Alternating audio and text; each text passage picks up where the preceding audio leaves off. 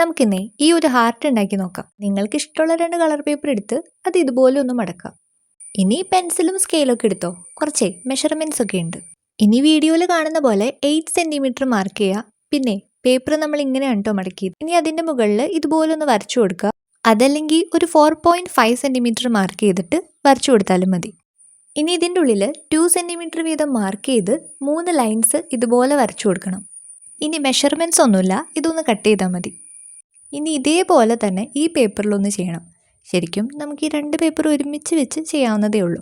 വീഡിയോയിൽ മനസ്സിലാവാൻ വേണ്ടിയിട്ട് ഇങ്ങനെ ചെയ്തതാണ്. നമ്മളിവിടെ വീവിങ് മെത്തേഡാണ് ചെയ്യുന്നത്. അപ്പോൾ ഇതിൽ ഏത് കളർ വേണമെങ്കിലും നിങ്ങൾക്ക് ബേസ് ആയിട്ട് ചൂസ് ചെയ്യാം.